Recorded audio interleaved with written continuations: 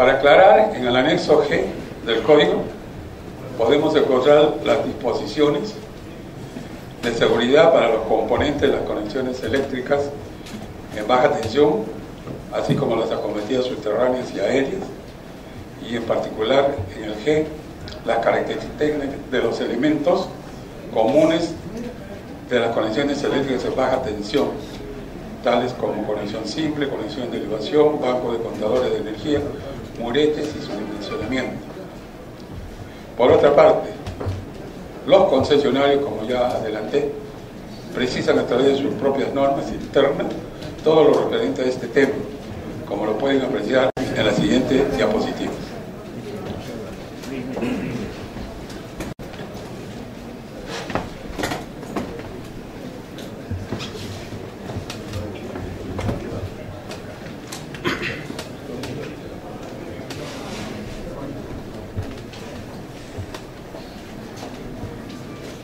Pedro, por favor.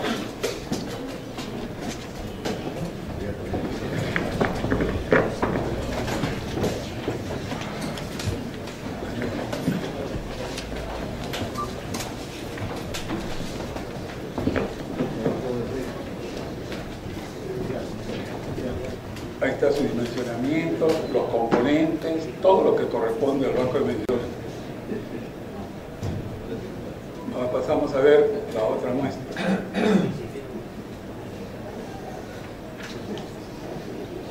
En el caso de medidores simples o máximo 2 medidores, también está el detalle con sus características.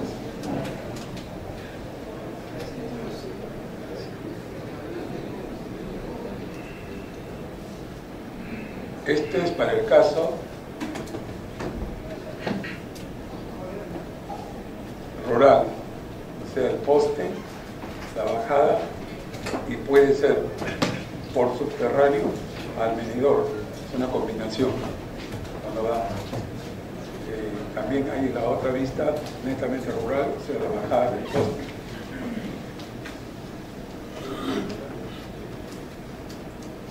Este es el propio que se usa en provincia, ¿no?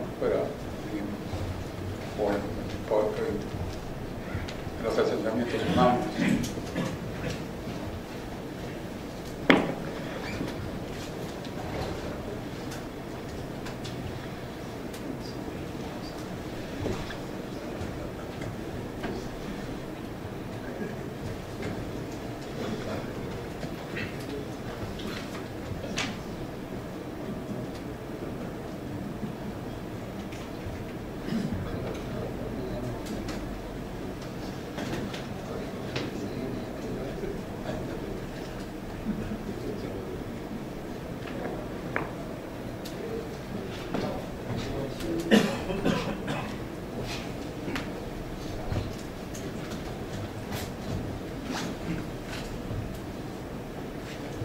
Según nuestro código, he tomado las reglas de nuestro código para mostrarles que existe, o sea, existe el sustento para cuando revisamos tengamos la oportunidad de poner por qué causal rechazamos o observamos el proyecto.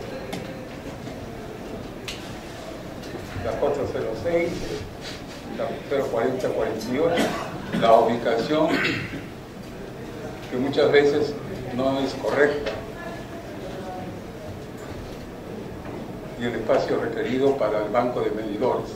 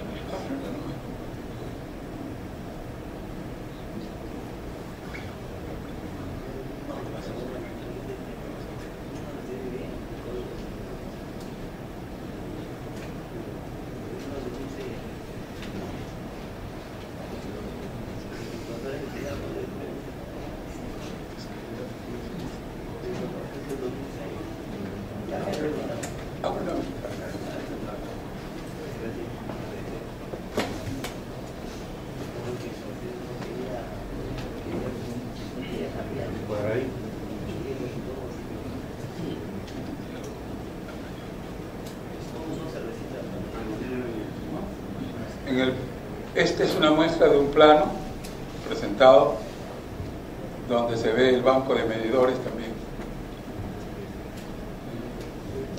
Hay un afiche que he traído que parece que se ha extraviado, de Luz del Sur, donde también nos da cómo ellos solicitan que se ubique, que se deje las medidas, las alturas.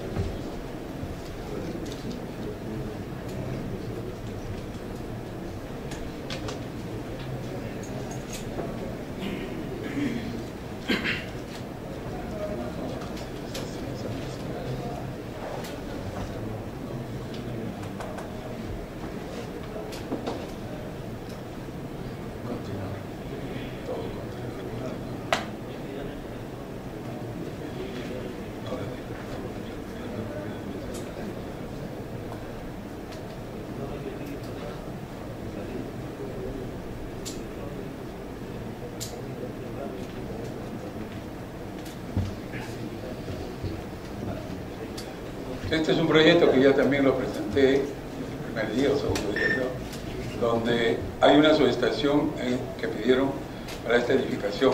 No es una subestación privada, es una subestación del concesionario.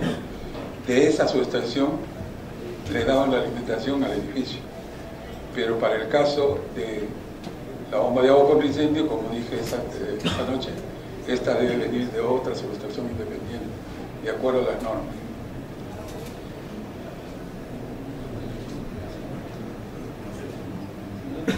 ¿Podría aclarar eso de otras subestaciones? No. La norma NFPA indica que el medidor tiene que estar conectado a una subestación que no es la misma de la cual se está alimentando el edificio. No. Bueno, si el concesionario tiene ahí en su subestación otra forma de darlo, da, pero normalmente debe ser de otra subestación. Por lo menos en los edificios que me ha tocado trabajar, nos han dado de otra subestación, para garantizar que si pasa en esa subestación algo, no compromete. Esa es la razón. Pero no estamos acá discutiendo en realidad eso, ¿no?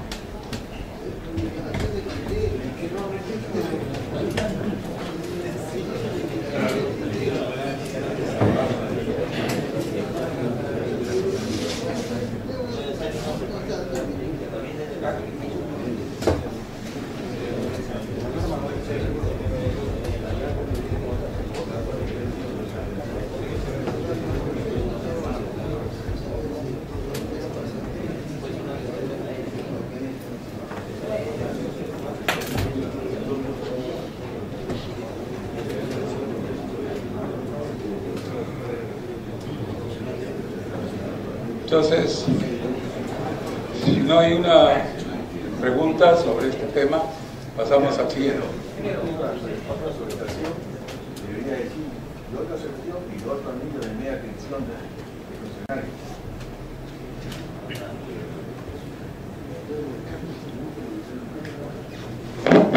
Mejor sería para que todos lo escuchen. O viene o voy para allá.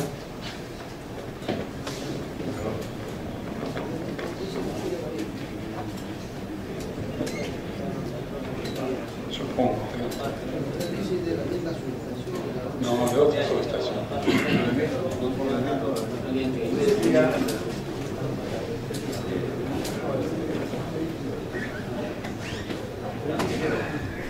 Como un complemento, quería decir, ¿no? ¿Perdón? De otra subestación, también de otro anillo, consultando al funcionario, porque tiene que ser otra subestación, pero de otro anillo de media tensión del funcionario. Seguramente. Ya eso es potestad del concesionario.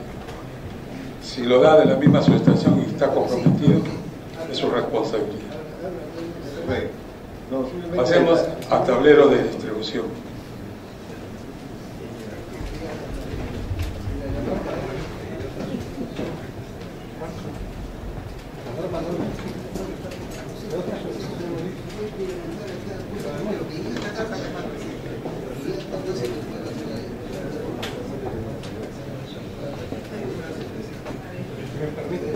Señorita,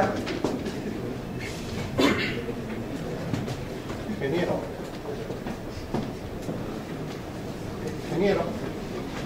la norma no dice que de otra subestación, por si acaso. En una parte de la norma dice eso. De otro suministro, que no es lo mismo que otra subestación.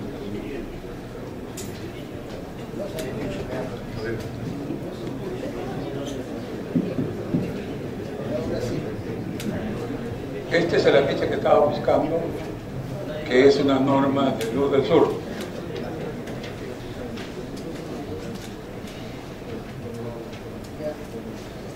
Donde ustedes pueden ver que ellos no coinciden exactamente con lo que dice el código.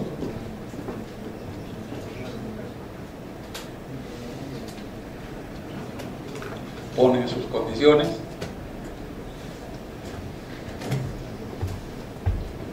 Hacen su detalle, como debe ser.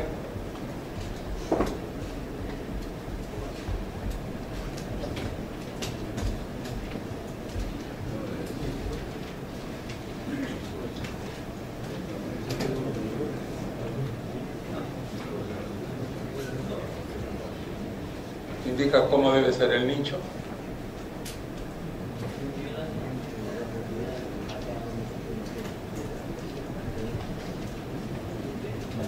Este es un banco de medidores donde están las distancias, las alturas, la separación entre una línea y otra línea.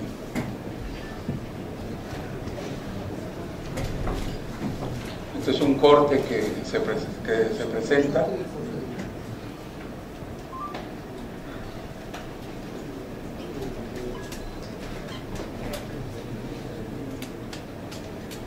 Esta es la ubicación, o sea, puede ser en el frente, en el murete, en la pared o a un extremo.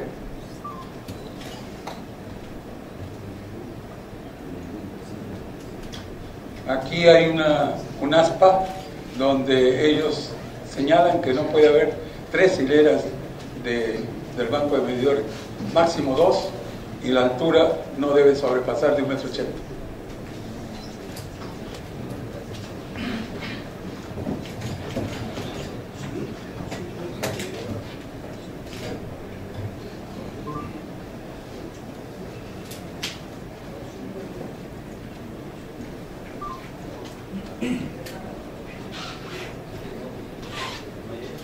Esta es la caja toma, la F1, F2, F3 y las dimensiones, tanto como profundidad, ancho, largo, el diámetro de la tubería que se requiere. Lo rojo es una anotación que he hecho yo para mi uso.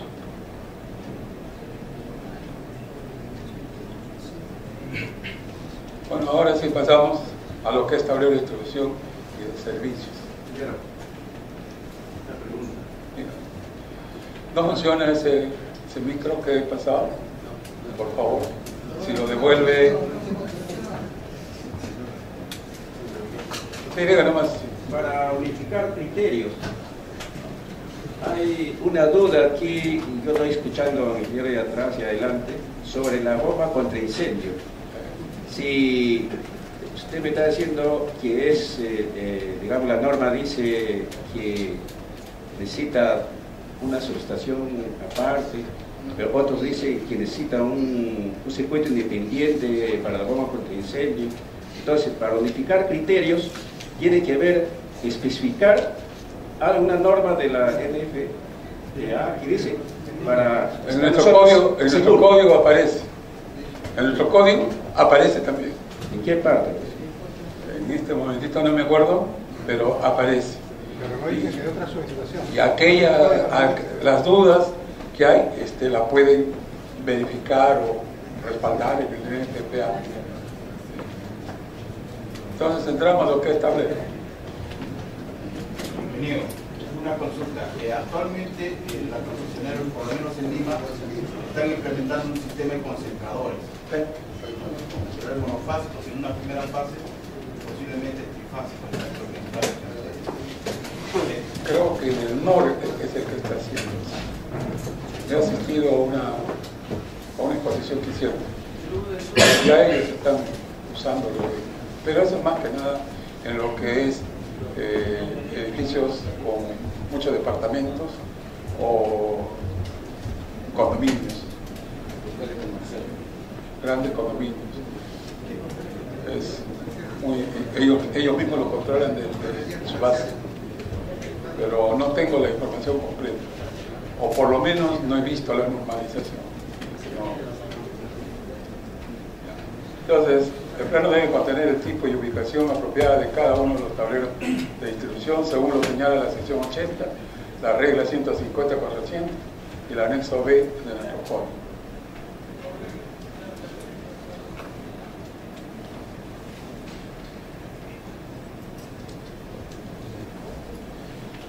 Además, dice que el plano debe contener la protección contra fugas a tierra a través de interruptores diferenciales y según lo que se encuentra prescrito en la regla 020-132 del Código, modificado por la resolución ministerial 175 del MEN. Esto hizo un cambio sustancial por recomendación de Defensa Civil, si no me equivoco, José, por Defensa Civil. Entonces, eso está modificado en nuestro código y hay que tener cuidado con eso. Ahí nos obligan a usar en edificios de público cambio de cables SOH.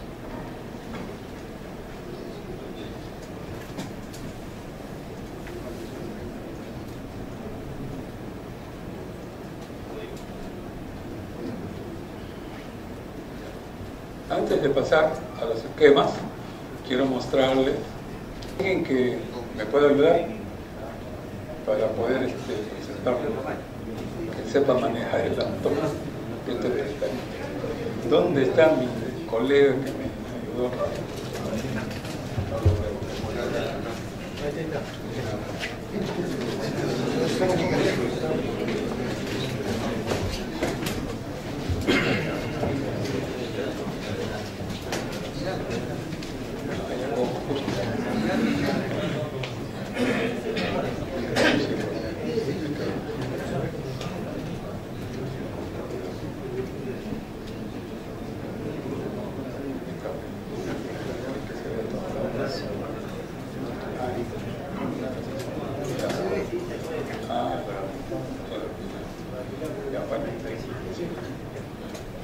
Esa es una copia de la parte que corresponde, que señalé, la regla 150-400, tableros en unidades de vivienda. Dice que debe instalarse un tablero en cada unidad de vivienda, excepto las unidades de vivienda de hoteles, moteles y viviendas que no cuenten con una medición individual. Todo tablero instalado de acuerdo con lo especificado en la subregla 1 debe tener un solo suministro protegido por un dispositivo de protección contra sobrecorrientes en la caja de conexión. En realidad esa es del concesionario, no es nuestra, pero es bueno que lo conozcamos. Para proteger contra los posibles riesgos de incendio por fallas a tierra en el cable alimentador, previo acuerdo entre el usuario y la empresa suministradora de energía eléctrica, y la caja de conexión se puede instalar un interruptor diferencial o un interruptor de falla a tierra. También es una recomendación que hace el código.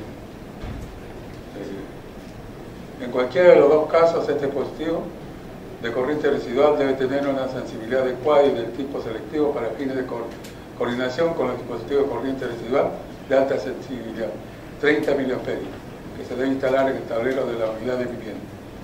Digamos, en el tablero de la unidad de vivienda se debe instalar un interruptor automático en general del tipo termomagnético, dotado de elementos de protección contra sobrecorrientes. Asimismo, cuando se requiere abrir el circuito y que este quede aislado eléctricamente, se recomienda la instalación de un interruptor de aislamiento o seccionador aguas arriba del interruptor general. No sé si esto lo han visto, yo supongo que deben haberlo visto, ¿no? Pero para los nuevos probablemente no han tenido tiempo de verlo. Por eso es que lo he traído.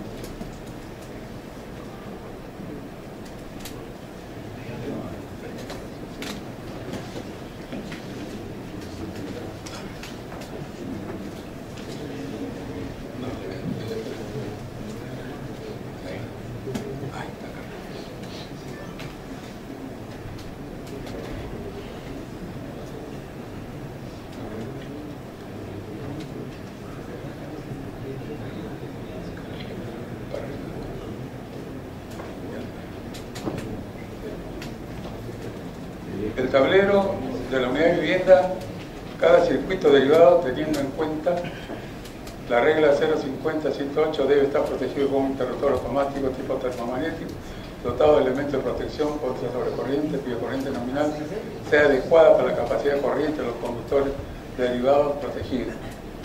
También recomienda que se debe instalar un interruptor diferencial general de 30 milímetros de sensibilidad para proteger a las personas por los riesgos de electrocución por contacto eléctrico.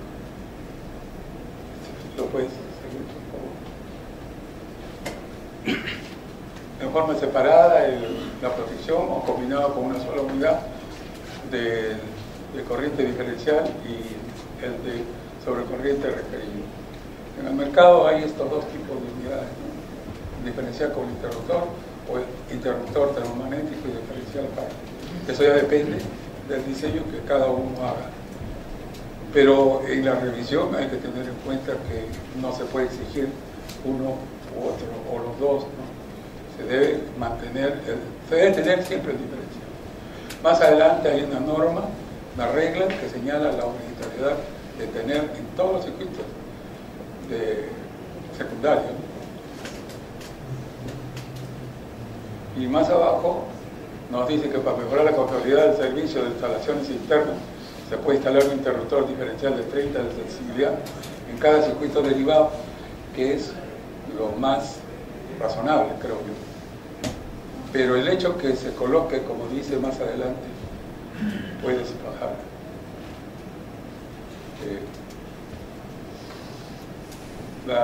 Bueno, en algún punto que no sé por qué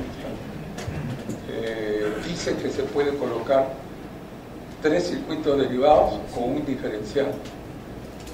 Estamos hablando de los circuitos derivados. Pero eso tiene una desventaja, que si hay una falla, los 3 circuitos derivados se desconectan. Entonces, si hay alguno de los circuitos es de utilización para la persona, queda sin servicio hasta que no se arregle. Por eso es que lo más recomendable es que cada circuito derivado cuente con su interruptor diferencial. Eso es ya una obligación en los diseños. Eso sí es, si no hay, es motivo de rechazo, de hecho, porque lo pide así, y es seguridad de la vida humana. Ingeniero, antes se usaba para los diferenciales para tomacorriente, pero ahora aquí se está usando separado. Siempre, desde el comienzo que salió el código, tenían que usarse los dos.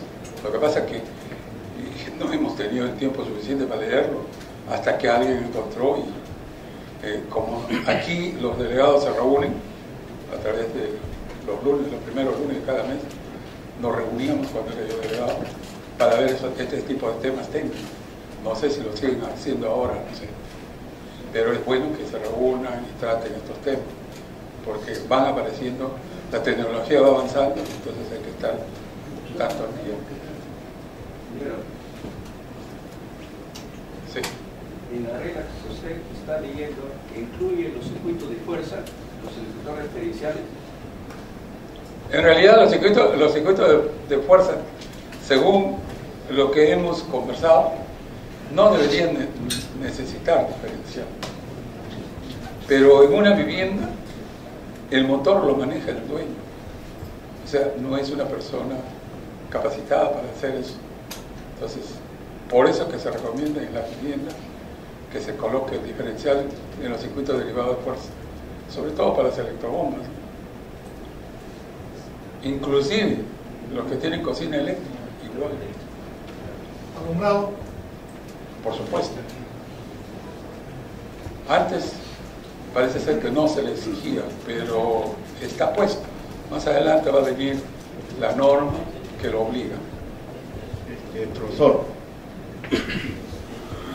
estamos hablando solamente en el caso de viviendas, ¿no? Si hablamos de comercio o de industria, el criterio, porque hay una parte de la ley que norma que cuando hay un área técnica que va a manipular, no es necesario poner en esos circuitos derivados los diferenciales.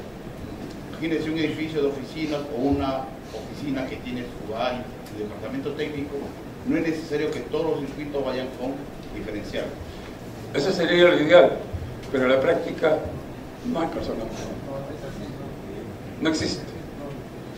Inclusive en hospitales, que es otra forma de trabajo, muchas veces no hay el personal capacitado. El médico agarra, si tiene una emergencia, agarra una lámpara o agarra un tomacorriente y puede electrocutarse. Por eso es que el código recomienda siempre conectar a tierra. Allí no debería suceder, pero sucede.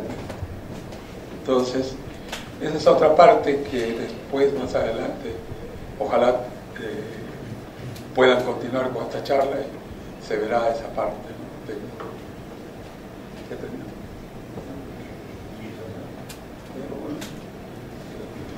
No sé, yo tengo una...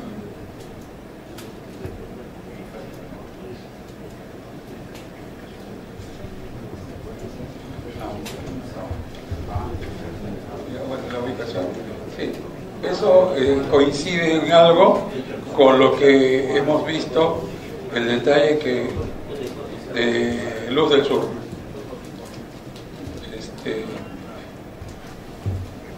En los planos que he desarrollado y que los estoy mostrando, también se encuentra la ubicación de los tableros. Yo creo que ya lo han visto. ¿Podemos avanzar? ¿O prefieren ver el tablero?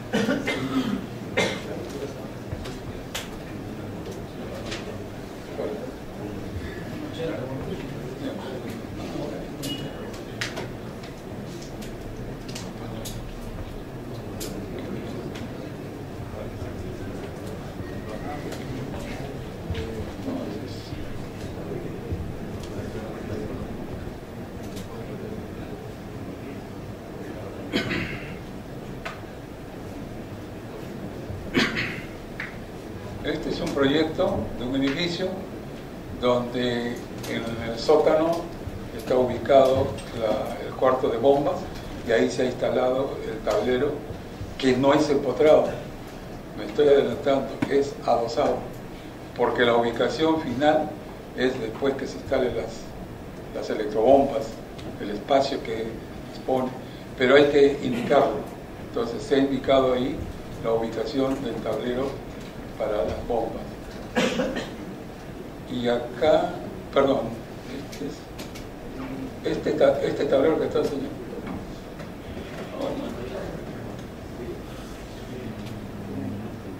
Este tablero es tablero para las electrobombas de agua servidas. Este tablero es de las electrobombas a agua que más arriba está.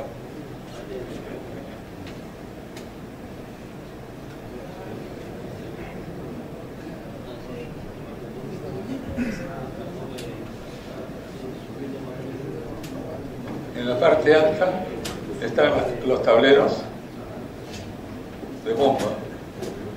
Este es el tablero general de agua contra incendio, cuya ubicación de los motores, según me indicaron, iba a ser ahí. Ahora no lo sé si lo habrán hecho. Y este es el tablero de agua arriba. Entonces, Como ven ahí hay 2 tableros, hasta 3 tableros, para darle la flexibilidad, que eso es parte del diseño. Eso no está escrito en ninguna parte, sino es la parte del diseño, experiencia, de trabajo.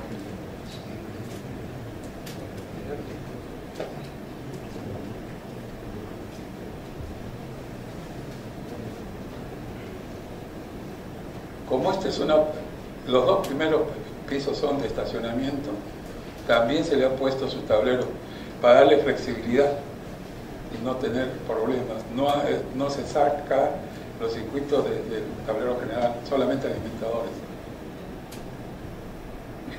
En cada nivel se ha puesto un tablero. En el primer piso se ha ubicado el tablero general, del cual salen los alimentadores a diferentes tableros de distribución. En cada nivel está el tablero.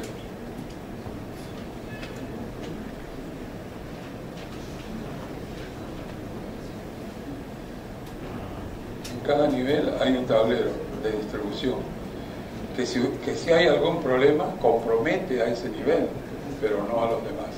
Pero ese tablero TD2 está sobre algún muro. No, está empotrado. Está empotrado. Es empotrado. Una pregunta. ¿Usted se sigue poniendo estos tomacorrientes a las luces de emergencia? No sé quién está hablando. Aquí. Pásenle el micro, por favor.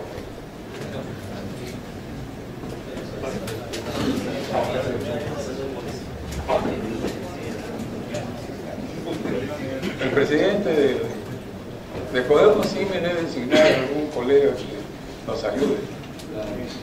Buenas noches, ingeniero. Una consulta con respecto a las luces de emergencia. ¿Luz de emergencia? Sí. No ha hablado. No. Todavía no ha hablado. Me veo en los planos ahí. Pero todavía no nos adelante. Estamos hablando de tablero nomás. Si no empezamos a hablar de todo y no terminamos.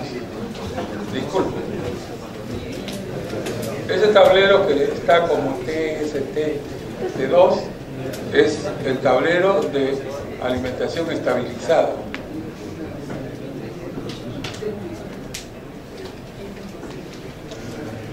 Ya en cada nivel, porque hay un sistema de informática que el especialista de comunicaciones pidió. Entonces se coordina con él para ver de qué tamaño quiere, cuántos circuitos quiere, de dónde lo quiere. En cada nivel está.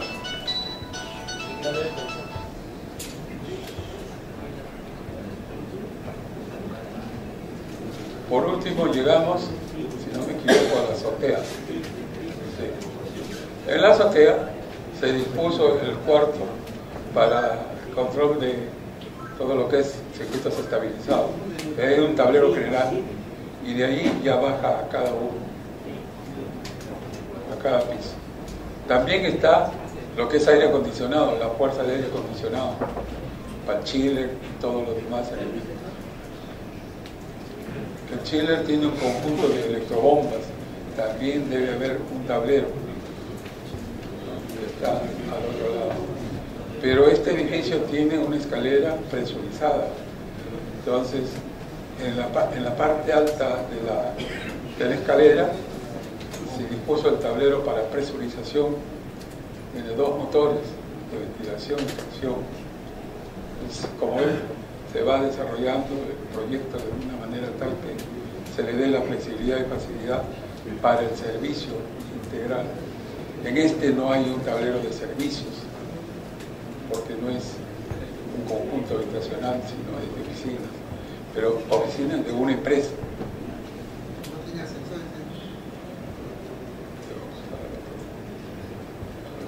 Sí.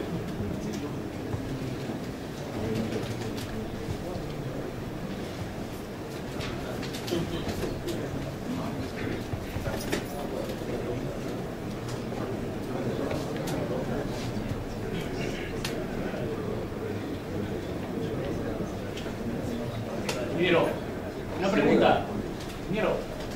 una pregunta. Cuando usted hace la máxima demanda, cuando se hace el cálculo de la máxima demanda, a mí me mencionaron que debía hacerlo por cada tablero. Claro. Por cada tablero tengo Sí. y después hacer la sumatoria para hacer la máxima demanda total. No. Cuando vimos la demanda, pero nadie hizo la pregunta. El procedimiento no es así.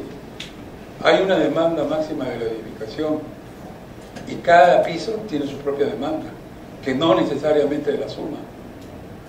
Puede ser la suma, pero no necesariamente. Es de cuidado. Ya, pero el procedimiento entonces sería hacer la máxima demanda por cada tablero. Ah, sí, claro. Tenemos que ponerlo para poder colocar la sección del alimentador de ese tablero que viene del tablero general. Quizás si nos alcanza un poco el tiempo podamos ver algo de eso. Tenemos que correr porque si no nos va a ganar. Ya. Pasemos al diagrama.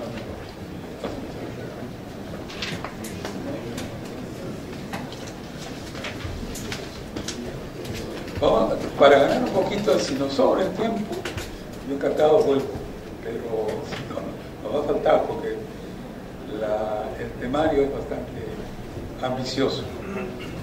Yo no debería hacer esto, en realidad. Simplemente debería haberme concentrado en las observaciones que se encuentran en los planos y punto.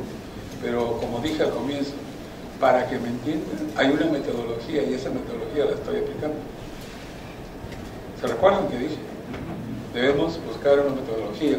Acá hay muchos colegas que son proyectistas de mucho tiempo, pero se reservan el derecho de no opinar. No es bueno. Deberían opinar y decir, a mí me parece que debería ser así y así. Pero como nadie ha dicho nada, yo sigo con la propuesta que he traído. Entonces ahora pasamos. Entremos a los niveles de iluminación de los ambientes. De acuerdo al artículo 3 de la norma EM010 del Reglamento Nacional, el proyecto debe contener los niveles de iluminación por ambiente. No el plano, sino en la memoria de cálculo debe considerarse, en la memoria descriptiva debe considerarse qué niveles. En el plano si quiere lo pone, pero no dice que debe estar en el plano.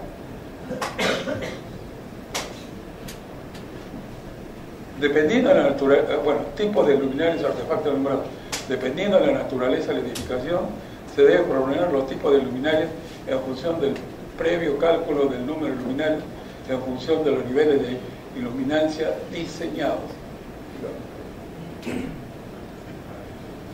Las luminarias, portalámparas y rieles de alumbrado no deben ser conectados a circuitos derivados protegidos con dispositivos sobre corriente con capacidad nominal o ajustado a más de 15 amperios en unidades de vivienda, 20 amperios en otros circuitos que no sean unidades de vivienda. Y eso lo dice la regla 170-104 del Código Nacional de Electricidad. Muchos nos vamos y ponemos tranquilamente cualquier cantidad de luminarias y dicen, pues, colocando una sección mayor, puedo cubrir eso. Sí, lo puede cubrir, pero estamos contradiciendo lo que dice el código. Y hay otra limitación, que más adelante lo veremos.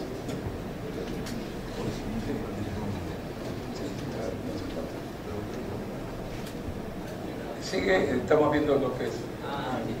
El plano debe indicar que la sección mínima para los circuitos de alumbrado y los tomacorrientes es de 2.5 milímetros cuadrados. Y eso lo dice la regla 030-002 de nuestro código. En algunos casos se ha visto que han puesto secciones menores que 2.5 y eso no es aceptable y se debe observar. En provincia es muy común. Dice, pero si yo no consumo tanto. Pero hay que tener cuidado. El plano debe indicar que el diámetro mínimo del electroducto de PVC es de 15 milímetros según la regla 070, 1014 y la tabla 6 del código. Hasta ahí. Ahora vamos a ver algunas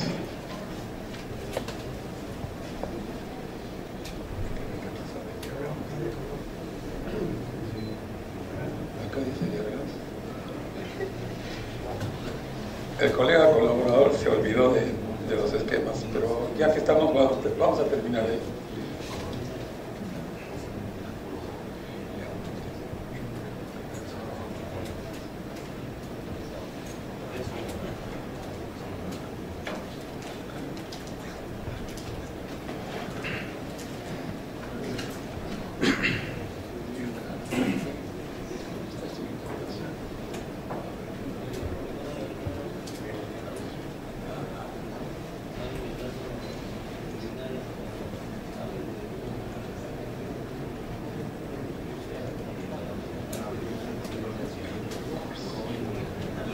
Aquí les presento los niveles de iluminación del reglamento.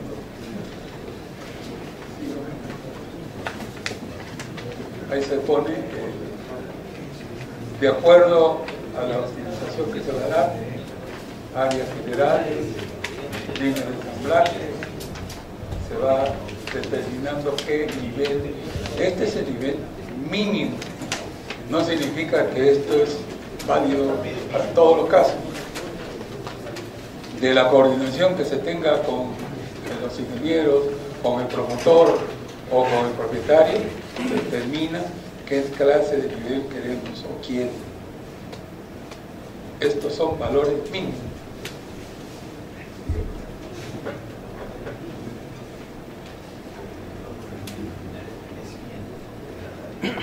La tabla que aparece en nuestro reglamento la he tenido que cortar para poder presentarlas.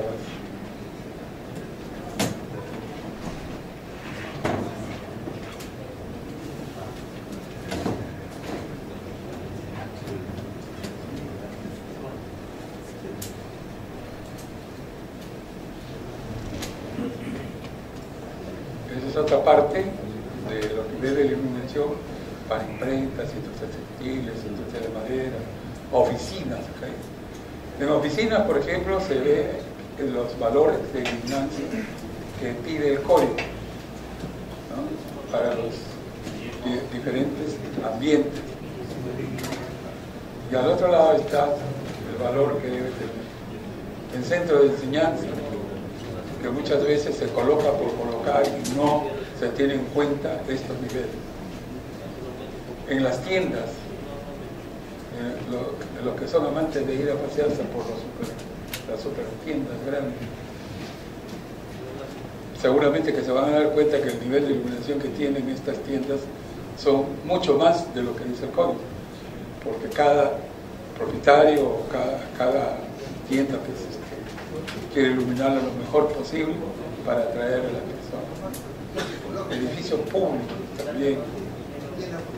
En viviendas, que es lo que usamos nosotros, también tiene sus niveles. Entonces hay que considerarlo. A veces por experiencia decimos, no, con uno es suficiente, pero de repente no, porque por ejemplo hay salas para uso general, creo que es 500 luces. Entonces 500 dólares. Para área de lectura. Y así van variando. En cocina, dormitorio de niños, en restaurantes, en subestaciones eléctricas, interior también. Mucho le ponemos un poquito, ¿no? Ya, ¿para qué necesitamos más? Pero cuando se hace mantenimiento o una emergencia, entonces hay que traer un reflector adicional. Y eso ahí dice bien claro. Después para hospitales, centros médicos igualmente. Todo lo tenemos en nuestro reglamento.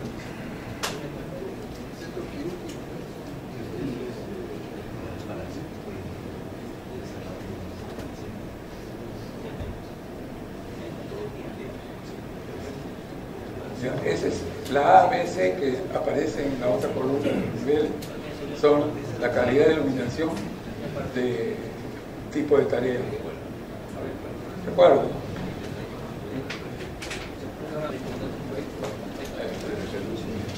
Se nos pasó, así que disculpen para volver. Esquemas o diagramas unifilares es el que a continuación de tableros se olvidó exponer. El plano debe contener el esquema o diagrama eléctrico unifilar de cada tablero de distribución, servicio general y el tablero general. Y eso lo pide, lo señala, lo establece la regla 010-008 del código. Hay que tener en cuenta que si el código lo pide, debemos cumplir. En algunos proyectos que me ha tocado revisar, no ponen los planos. ¿Por qué? Porque es una vivienda, es decir, no necesita. Pero sí, debemos cumplir con eso. Espera. Acá hay que ver la regla 010.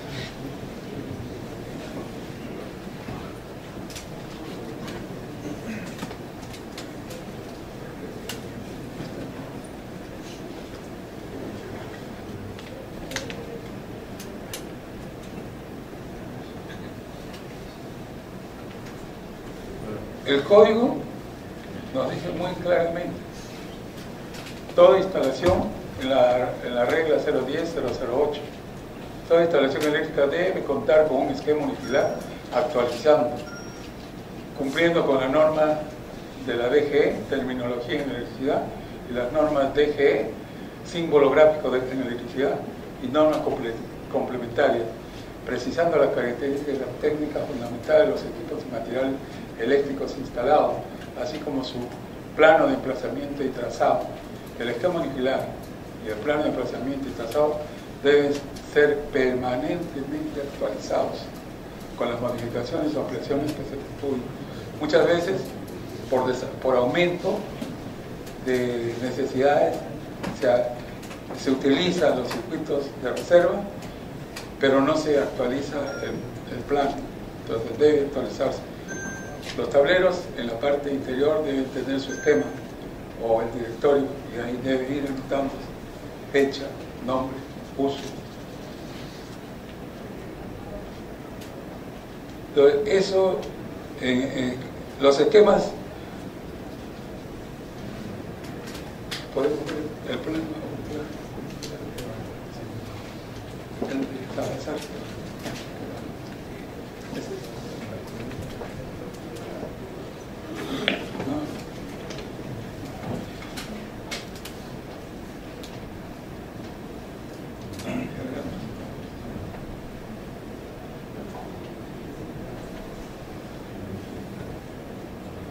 El diagrama unifilar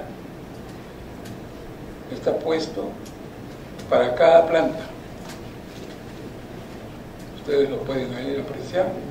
El diagrama unifilar está indicado, está su carga o su demanda, como llamamos.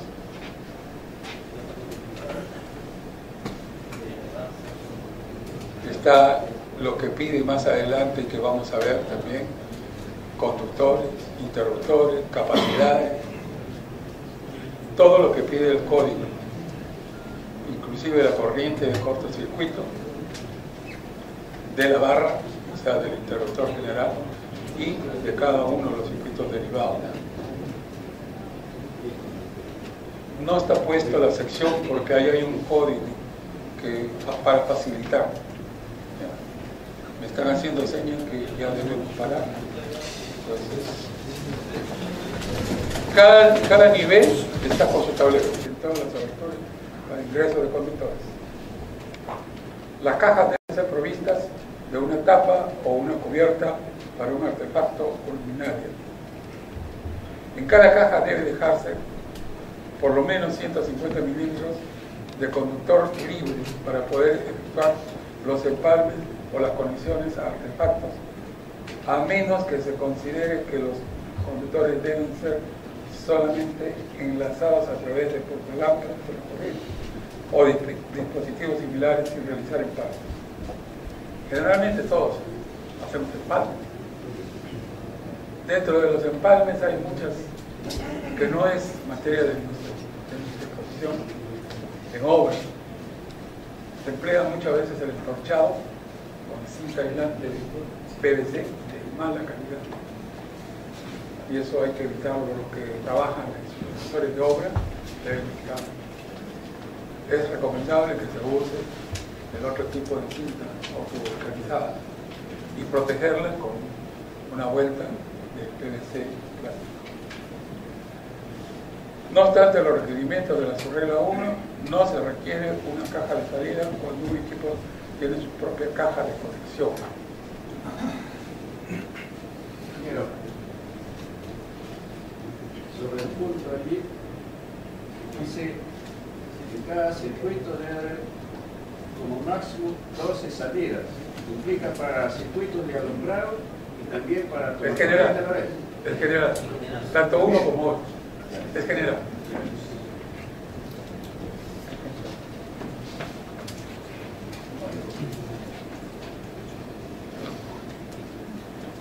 La 070-3004 cubierta ya se debe instalar placas o tapas para cubrir las cajas de salida del tipo de montaje al ras o para montaje superficial o adosado con tapas adecuadas para cada tipo de caja. O sea, la terminal de la caja de salida debe estar tapada perfectamente. Puede ser con el equipo de utilización, el interruptor o el tomacorriente, o si es para futuro, con la respectiva tapa. Accesorios terminales.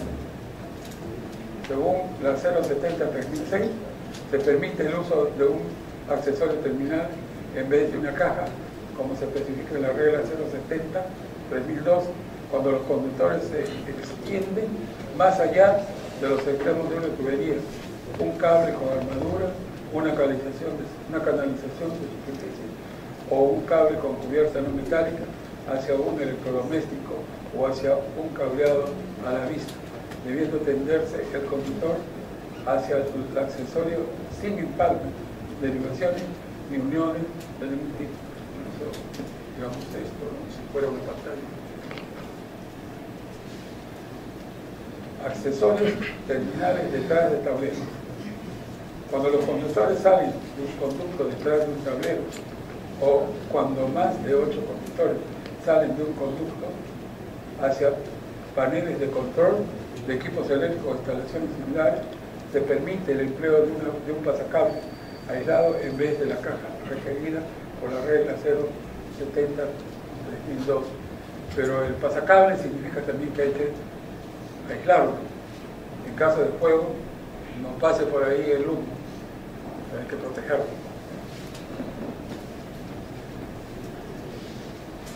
En la 070-3016, accesibilidad de cajas de paso.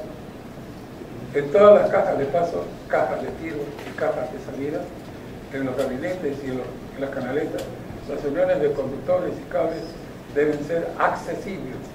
Se debe disponer de por lo menos de 900 milímetros de espacio vertical al elemento a inspeccionar para proveer un rápido acceso. Cajas, gabinetes y accesorios montados al ras. Los bordes frontales de las cajas, gabinetes y accesorios instalados en paredes o techos de material no combustible no deben quedar a más de 6 milímetros de la superficie terminada. En caso de ser las paredes o techos de madera o de otro material combustible, los bordes frontales deben montarse al ras de la superficie terminada o proyectarse de esta. Ahora se está mucho usando el drywall, o sea, el yeso seco, y ahí hay problemas en la instalación de este tipo de artefactos. Generalmente los que están supervisando obras habrán tenido la oportunidad de ver cómo instalan un taco de madera dentro del drywall, y ese es el soporte, y no debe ser así. Debe usarse material metal del mismo tipo que la armadura para el yeso seco. Hay que tener mucho cuidado con eso. Cajas de salida fijas a superficies tarrajeadas existentes. Cuando se instalen las cajas de salida como adiciones a las obras existentes, deben montarse directamente sobre la superficie tarrajeada existente y deben ser firmemente aseguradas en su lugar. Cajas de salida, gabinetes y accesorios en lugares húmedos. Cuando se instalen cajas, gabinetes y accesorios en lugares húmedos, deben ser utilizados deben ser ubicados y construidos de modo de prevenir que la humedad ingrese y se acumule dentro de ellos. Eso es bastante importante. Entrada de conductores en caja, gabinete de accesorios. Ahí dice ver anexo B. En el código hay un anexo B que ahí ayuda para aclarar algunas cosas. Cuando pasen conductores a través de las paredes de cajas, gabinetes o accesorios, deben tomarse provisiones para proteger el aislamiento de los conductores contra daños, proteger las conexiones terminales de esfuerzos externos, proveer de continuidad eléctrica entre las cajas, gabinetes o accesorios de metal, prevenir daños a las cubiertas no metálicas usadas en los cables con armadura metálica para protegerse contra la humedad o la corrosión.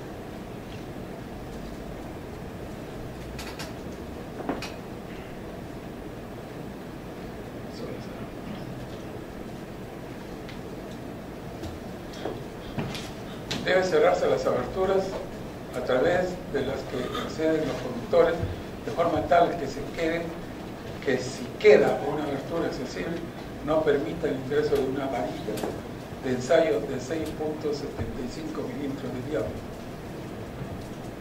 Cuando se tiene conductores conformando un cableado a la vista que entra a una caja, gabinete o accesorio, deben pasar a través de un pasacable aislando o deben ser instalados en una canalización o en un conducto. Cuando un cable con cubierta no metálica ingresa a una caja, gabinete o accesorio, debe utilizarse un conector, ya sea como un dispositivo separado o como una parte de la caja gabinete o accesorio, de modo de asegurar que el cable adecuadamente en su lugar sin causar daño a su conductor. Eso más que nada cuando usamos conducto metálico. Cuando ingresen a una caja, un gabinete o accesorio, conducto metálico rígido, flexible o tuberías eléctricas metálicas o cables con armadura, deben asegurarse en su lugar cumpliendo con el requerimiento de la sección 060, o sea, conectores. Cuando ingresa a una caja de gabinete o accesorio un cable con cubierta metálica, se debe disponer de un conector apropiado para el tipo de cable, según la sección 60. Cuando se dispongan de conductos metálicos flexibles, impermeables o líquidos, conductos flexibles, cables con armadura o cables con cubierta, se debe usar una cubierta no metálica exterior que entre a la caja, gabinete o accesorio. El conector a utilizarse debe asegurar la continuidad eléctrica sin dañar la cubierta y la.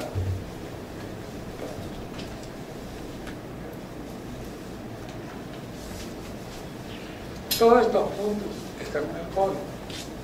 Yo lo único que he hecho es traerle para que vean que existen y que cuando hagan la observación anoten cuál es la regla que se está sustentando la observación. Las precauciones para evitar sobrecalentamiento por inducción deben incluir el uso de conectores, tuercas y pasacables de materiales no ferrosos o no metálicos.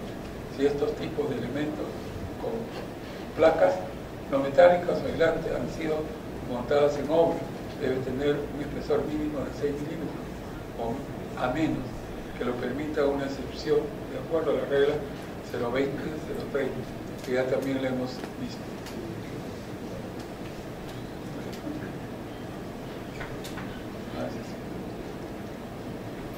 Espacio para el alambrado en caja. La caja para el dispositivo de sobrecorriente, controladores e interruptores externamente operados no deben ser utilizados como cajas de paso, como canales o canalizaciones para alimentar conductores de otros aparatos.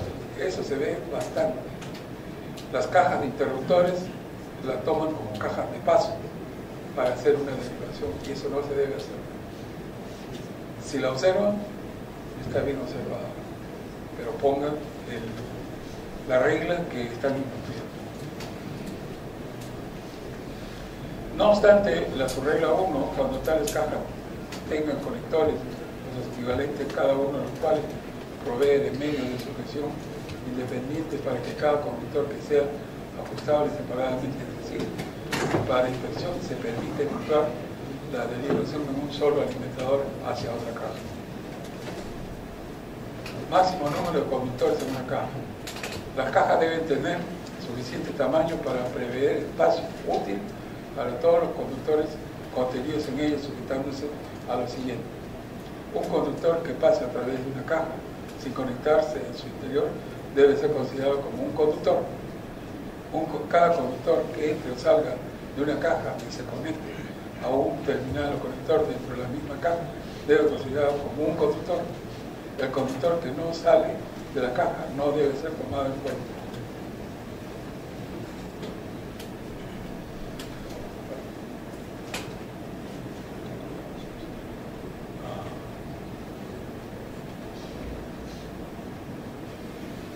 Dimensión de la caja de paso y caja que tiene. Para los propósitos de su regla 2, el tamaño comercial equivalente de la canalización para un cable debe ser el menor tamaño comercial de la canalización que es requerido para el número y calibre de los conductores que están contenidos en el cable.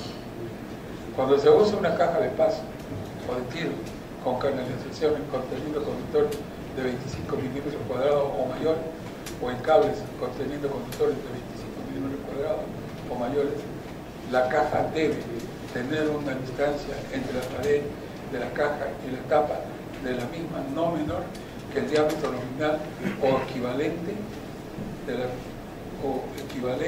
de la canalización cable de mayor dimensión, más 6 veces el diámetro del conductor de mayor dimensión cuando los cables o canalizaciones ingresan a la caja por la pared opuesta a la tapa. En este punto, muchos cometemos errores. No hacemos el cálculo que señala ahí 6 veces. En el código NEMA hay una figura donde considera no solamente lo que dice máximo número de conductores en una caja. Las cajas deben tener suficiente tamaño para prever espacio útil para todos los conductores contenidos en ellas, sujetándose a lo siguiente. Un conductor que pase a través de una caja sin conectarse en su interior debe ser considerado como un conductor. Cada conductor que entre o salga de una caja y se conecte a un terminal o conector dentro de la misma caja debe ser considerado como un conductor. El conductor que no sale de la caja no debe ser tomado en cuenta.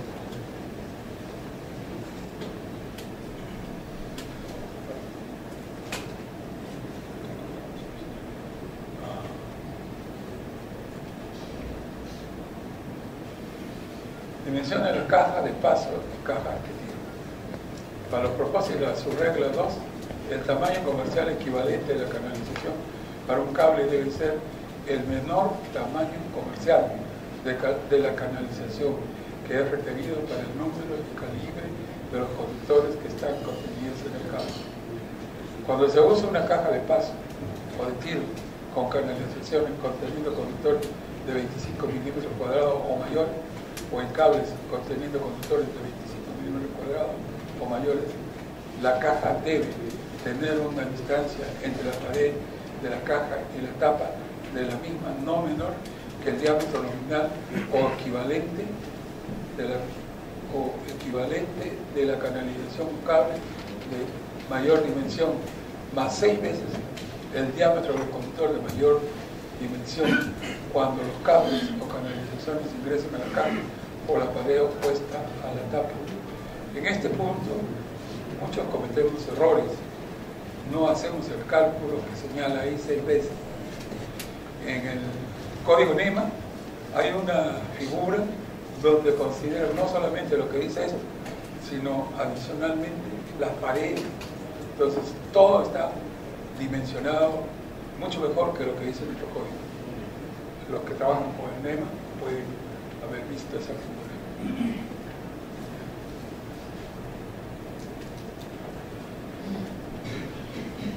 Tener una longitud no menor que 8 veces el diámetro nominal o equivalente de la canalización o cable para tiros o tendidos de cables eléctricos.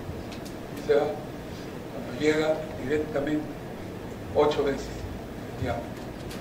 Para tiros sostenidos de cables en ángulo o no, tener una distancia entre la cara de la caja por donde ingresan los cables o canalizaciones de la cara opuesta de por lo menos 6 veces el diámetro nominal o el equivalente de cable o la canalización de mayor sección.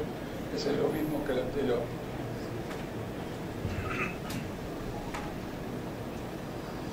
Todo lo demás viene a ser las 6 veces, así que pasemos.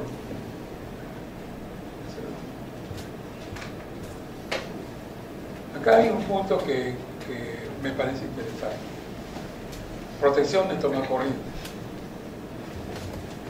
No deben conectarse tomacorrientes de circuitos derivados que tengan protección contra sobrecorriente de capacidad nominal o ajuste mayor que la corriente nominal del tomacorriente, a menos que sea permitido en otras secciones del código. ¿Cuál es la capacidad de un tomacorriente? Ahorita que estamos usando es 3 en línea o el choco. 3 en línea, 10 amperios, choco 16, ¿verdad? Entonces no debe sobrepasar esa capacidad.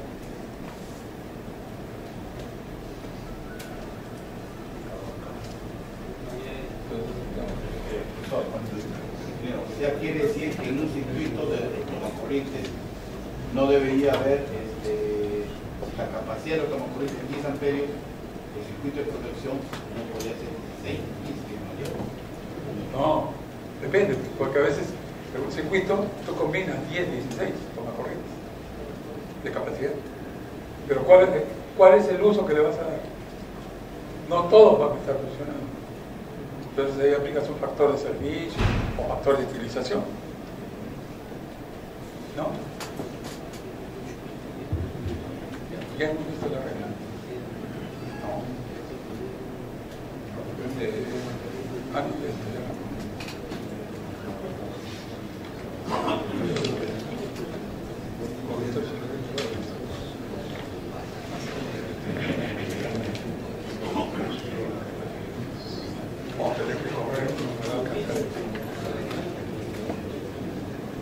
Los conductores de alimentadores y subalimentadores, circuitos derivados, casi son iguales, de modo tal que vamos a hacer en uno solo los dos. Y nuestro código señala que en el plano debe contener la sección del conductor y diámetro del electroducto de cada alimentador o subalimentador en función de la regla 030 al 004 y de la caída de tensión según la regla 050-102 del código. El plano debe contener la hoja de cálculo con la determinación de la sección del alimentador para el motor eléctrico, de la bomba de agua contra incendios sobre la base del cálculo hidráulico de instalaciones sanitarias. La norma te dice que la bomba de agua contra incendios debe considerarse como arranque directo. No se puede colocar otro tipo de protección. Entonces tenemos que hacer el cálculo de acuerdo a lo que señala nuestro código. Puede ser 6, 5, depende. Pero el NFPA tiene una cápita donde hace un ejemplo de cómo se debe calcular. No lo tengo yo acá, pero les informo para que los que tengan lo vean. Es bastante bueno, se debe aplicar. Entonces ahora vemos la norma. No, todavía.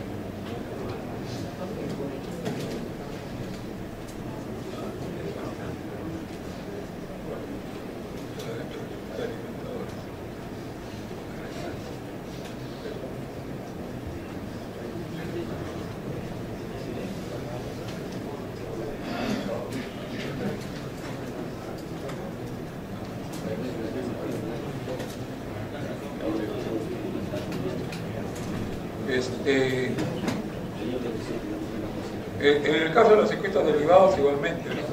Deben tener las secciones de los conductores y los diámetros de los electroductos, los circuitos derivados en función también de la regla 030, que ya lo vimos si no me equivoco.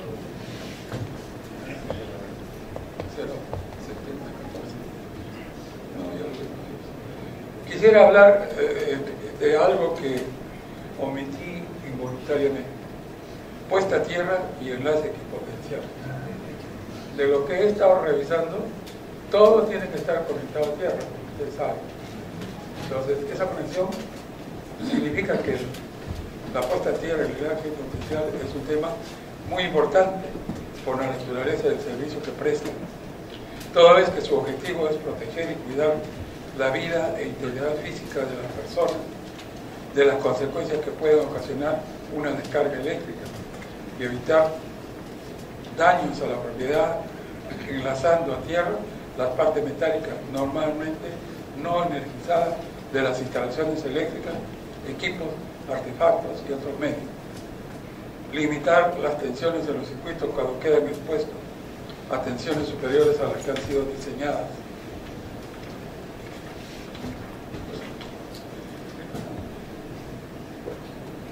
Limitar la tensión de fase a tierra a 250 voltios o menos en aquellos circuitos de corriente alterna que alimentan al sistema de alambrado interior. Limitar las sobretensiones debidas a descargas atmosféricas en aquellos circuitos que se encuentran expuestos a estos fenómenos. Facilitar la operación de equipos y sistemas eléctricos. Se debe tomar en cuenta la norma técnica peruana NTP 370-303, que corresponde a instalaciones eléctricas en edificios, protección para garantizar la seguridad, protección para choques eléctricos, según los esquemas que se muestran en el anexo A3 del código. También debe tenerse en cuenta la norma técnica peruana NTP 370.053, que corresponde a seguridad eléctrica, elección de materiales eléctricos en las instalaciones interiores para puesta a tierra, conductores de protección. En consecuencia, el plano debe contener el método y tipo de esquema de puesta a tierra, según la regla 060-500 y el anexo A3 del código. Voy a correr porque estamos por la hora. Si ustedes me permiten terminar, si no, cortamos. El plano debe contener el detalle del pozo de puesta a tierra, a escala según el artículo 5 de la norma EM010 del Reglamento Nacional. Los parámetros de cálculo y fórmulas de aplicación para la determinación del valor de la resistencia, que según la regla 060-712, esta no debe ser mayor de 25 ohmios. Previa determinación del estudio de la resistividad eléctrica del terreno, donde se proyecta ejecutar el pozo, o mediante la aplicación de los valores de la tabla A206 del anexo A del código. El plano debe contener la sección del conductor de puesta a tierra, según la regla 060-206 y tabla 17 y la profundidad de instalación. El plano debe indicar que el conductor de puesta a tierra con elemento es de color verde o verde con una o más franjas amarillas, y si es desnudo deberá tener etiquetado o marcado de forma permanente con color verde o verde con unas franjas amarillas en el extremo de cada tramo y en cada punto donde el conductor sea accesible, según la regla 030-036 del código.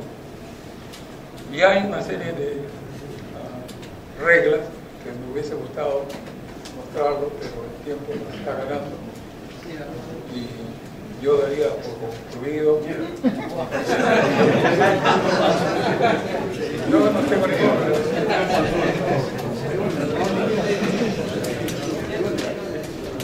Ustedes hincapié anteriormente en el esquema de puesta a tierra que debe estar a una escala 1/20, creo que dijo 1/25. Puede ser 1/20, 1/25.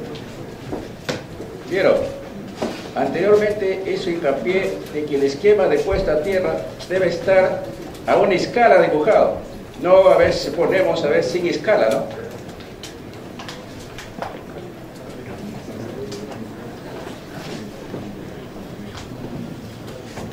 Bueno, mi pregunta era respecto de en una edificación a veces se tienen diferentes valores de pozos a tierra, ¿cierto? En un caso se puede tener menor a 5 ohmios, de repente para los asesores, se puede tener 15 ohmios o 25 ohmios.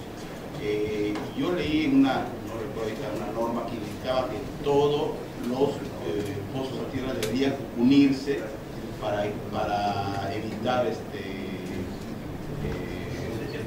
diferenciales de tensión entre la misma. ¿Es eso? ¿Manda el código eso? Sí, eso es lo que dice el código. En la última parte dice enlace equipotencial.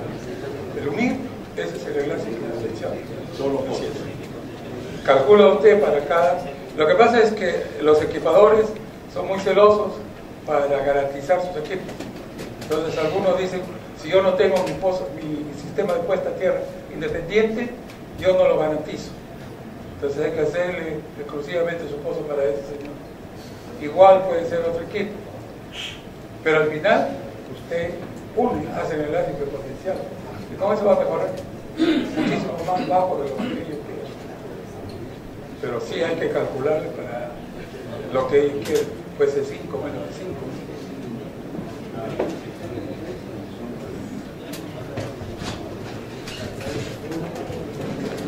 Ingeniero, actualmente los aparatos domésticos vienen con sistemas electrónicos. Llamemos una refrigeradora, un televisor, una lavadora, una secadora. Y en la mayoría de viviendas ya es común utilizar una computadora. Así que si diseñamos un pozo de tierra con 25 ohmios, ya sabemos a qué le estamos condenando a los usuarios. Creo que nosotros somos profesionales y tenemos que pensar en mejorar esta situación. Su comentario es válido, pero lo que estamos haciendo es presentar lo que dice el código. La tecnología avanza y nosotros tenemos que adecuarnos a la nueva tecnología. Entonces, si dice 5, tenemos que buscar que sea 5. Pero últimamente las computadoras de mesa dicen que no necesitan puesta a tierra, menos la laptop. Eso es falso. Siempre se generan corrientes estáticas. Si ustedes pasan la mano por la parte posterior, si tienen suficiente vello, lo van a sentir. Entonces, debemos hacer la conexión de puesta a tierra siempre. Y así lo dice el código en forma general. Lo que pasa es que en el punto de 25 ohmios se ha venido arrastrando desde hace mucho tiempo. Puedo recordarles que esta es una traducción del código canadiense. Probablemente allá trabaja con otro tipo de tensiones. Ingeniero, disculpe, una consulta con respecto al enlace de la equipotencial de las tierras. En el caso de que las dos tierras o las tierras estén con una separación mayor a 50 ¿Puede metros. usar el micro, por favor, que no le escucho nada? Ingeniero, te decía que en caso de que las tierras estuvieran a una separación de 50 metros o mayor. ¿50 metros? Así es. El código le dice mínimo 2 metros. Por cálculo que usted haga, puede ser que le convenga tener más de 2 metros. Porque está usted poniendo un contrapeso. Yo lo decía porque hay un proyecto en el que hay una casa de guarda o de guardia a unos 50 metros de la casa del dueño. En ese caso, ambas casas tienen su propio sistema de tierras y esos habría que enlazarlos o realmente no. No entiendo. ¿Por qué lo van a lanzar 50 metros? Va a gastar mucho. Mejor usted calcula ahí el pozo de tierra y si tiene computador, baje los 5 ohmios.